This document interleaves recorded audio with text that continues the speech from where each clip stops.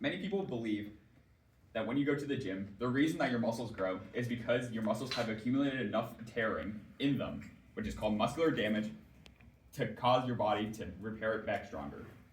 And we know, because of a lot of modern research, that this is not true. If you have ever exercised before, your body has used a lot of different mechanisms to cause your muscles to adapt to the stress that you put onto them. I've personally been weightlifting for upwards of 3.5 years now, and I'm very interested in this topic. And you should also care about this because knowing how muscle growth happens is really good for structuring your own training. So, in this speech, I will inform you the 3 main mechanisms that drive your muscles to grow, which are mechanical tension, muscle damage, and metabolic stress. First, let's look at the main driver of muscle growth, mechanical tension. There's a big meta-analysis from the National Institute of Health, the NIH, that says mechanical tension is the main driver of hypertrophy, which is the process of muscles getting bigger. Mechanical tension is pretty easily explained. If you imagine that you have a string and you pull on the string from both sides, there's a force created in the middle. That's called mechanical tension, and it's what causes the string to bounce back the other way when you let go of one side.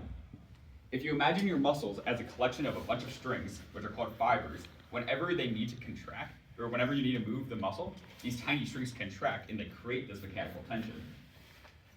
There's a Science Direct article that simply states that mechanical tension is what signals certain molecular pathways in the muscles that cause proteins and amino acids from your diet to go to the muscle and reinforce it for the stress that has been put on it. So next, let's look at what conventional wisdom says is the main thing that causes muscle growth, which is muscle damage. If you ask your parents or grandparents what causes your muscles to grow, they'll say, oh, whenever you go to the gym and you do 3 sets of bicep curls, your biceps get these tiny little tears in them that your body likes to repair back stronger.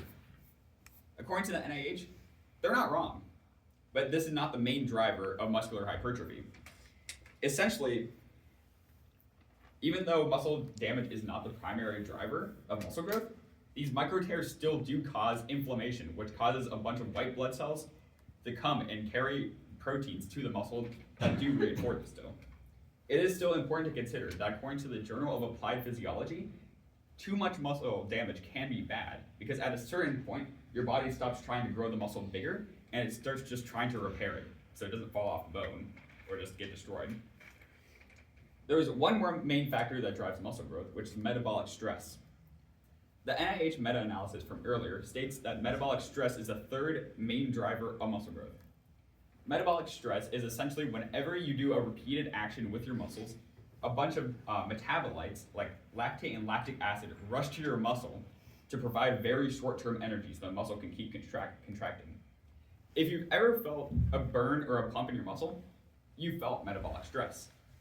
According to the Journal of Applied Physiology from earlier, this buildup of metabolites also signals proteins to come to the muscle and reinforce it.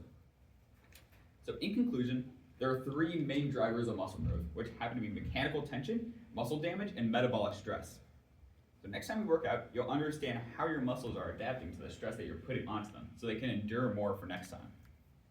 If you only have one takeaway from the speech, just know that muscle damage is not the only driver of muscle growth.